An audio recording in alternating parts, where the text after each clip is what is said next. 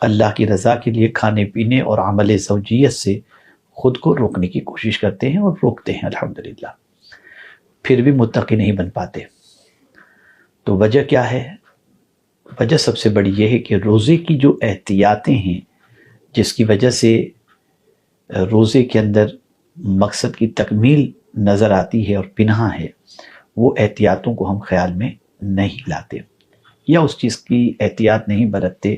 جس کی وجہ سے ہم متقی بن سکیں اور مقصد صیام ہمیں حاصل ہو سکے۔ آئیے سب سے پہلے میں آپ کو بتاؤں، اللہ عز و جل نے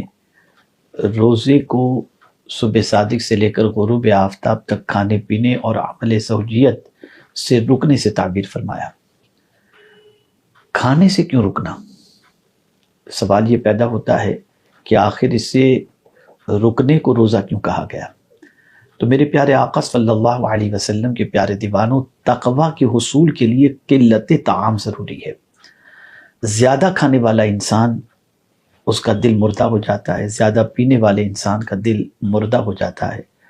اللہ عز و جل کھانے سے روک کر ہماری روحانی ارتقاء کا اہتمام فرماتا ہے، تاکہ ہم بھوک کی وجہ سے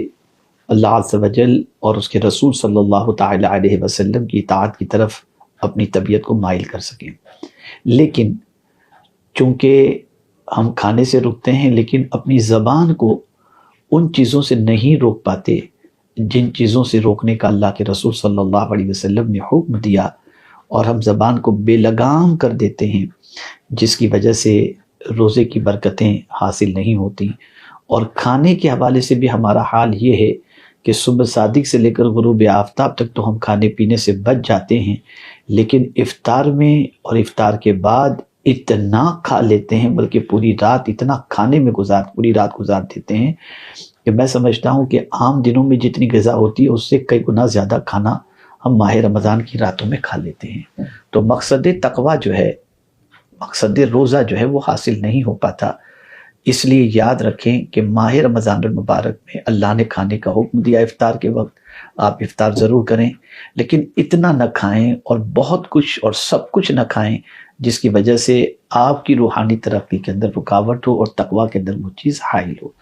ایک چھوٹی سی بات عرض کرتا ہوں کھانے سے متعلق اور پینے سے متعلق، زیادہ کھانے پینے سے دل مردہ ہو جاتا ہے۔ آقا کریم صلی اللہ تعالی علیہ وسلم نے فرمایا، لا تمیت القلوب بکثرت الطعام والشراب فإن القلب كالزرع يموت اذا كثر عليه الماء او كما قال۔ بہت زیادہ کھا پی کر اپنے دل کو مردہ نہ کرو۔ دل ایک کھیتی کی طرح ہے کہ اس میں زیادہ پانی چلا جائے تو دل مردہ ہو جاتا ہے، ایسے ہی زیادہ کھانے پینے سے بھی دل مردہ ہو جاتا ہے۔ تو خاص طور پر ماہ رمضان المبارک میں ضبط طعام کا اہتمام کریں، یعنی بہت کم کھانے کا اہتمام کریں اور زیادہ کھانے سے اپنے آپ کو بچانے کی کوشش کریں۔ ایسے ہی ضبط کلام، یعنی بہت باتوں نہیں ہونا، بکواس کرنا، رات بھر گپ شپ کرنا، ان چیزوں سے بھی اپنے آپ کو بچائیں کہ میرے پیارے آقا صلی اللہ تعالی علیہ وسلم کے پیارے دیوانوں، کثرت کلام کی وجہ سے انسان جھوٹ کا بھی شکار ہوتا ہے، غیبت کا بھی شکار ہوتا ہے، کبھی کبھی فحش باتیں بھی اس کی زبان سے نکل جاتی ہیں جو اس کے روزے کی برکتوں کو ختم کر دیتی ہیں اور مقصد کو فوت کر دیتی ہیں۔ اسی لیے آقا کریم صلی اللہ علیہ وسلم نے ارشاد فرمایا، روزہ ایک ڈھال ہے، جب تم میں سے کسی کا روزہ ہو تو وہ فحش گوئی نہ کرے اور نہ شور و شغب کرے، اگر کوئی اسے گالی دے یا اسے لڑنے کی کوشش کرے تو کہہ دے کہ میں روزے دار ہوں۔ آپ ذرا سوچیں، سامنے والا اگر یہ حرکتیں کر رہا ہے، اس کے باوجود بھی جواب میں ان حرکتوں سے اللہ کے رسول صلی اللہ علیہ وسلم نے یہ کہہ کر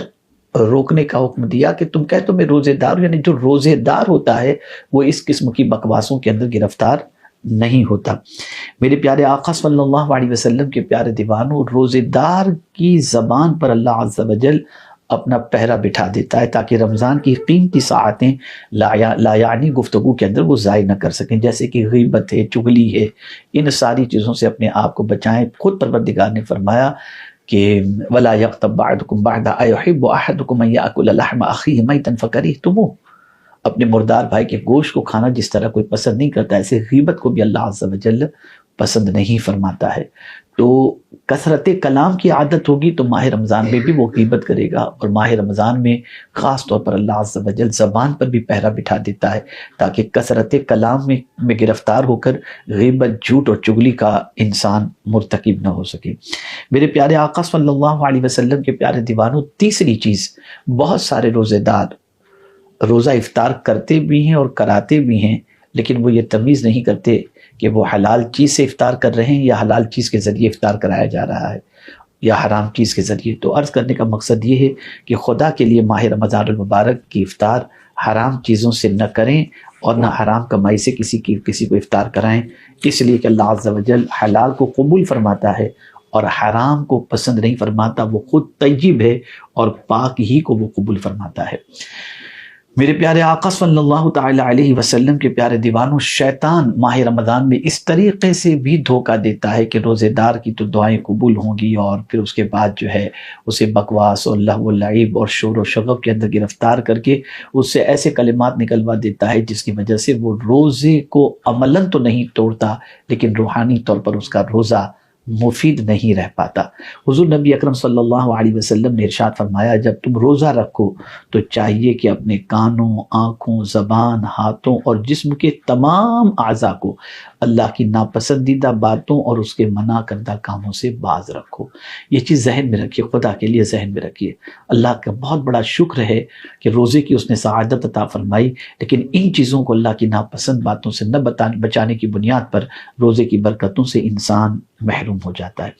بندہ مومن ہرگز یہ گوارا نہیں کر سکتا کہ اس کی زبان کی معمولی لغزش اس کے روزے کو محض فاقہ بنا دے اور وہ دن بھر بھوکا پیاسا رہے، لذتوں سے محروم رہے، اور پھر اسے کہا جائے کہ تیرے حصے میں بھوک اور پیاس کے سوا کچھ نہیں۔ سنیے میرے آقا صلی اللہ علیہ وسلم کے اس ارشاد کو، اور اس کے بعد روزے میں خود کو محتاط رکھنے کی کوشش کریں۔ آقا کریم صلی اللہ علیہ وسلم نے ارشاد فرمایا، جس شخص نے روزہ رکھ کر جھوٹ بولنا اور جھوٹ پر عمل کرنا نہ چھوڑا تو اللہ تعالیٰ کو اس سے کیا غرض کہ اس نے اپنا کھانا پینا چھوڑ رکھا تھا۔ یہ بخاری شریف کی حدیث ہے۔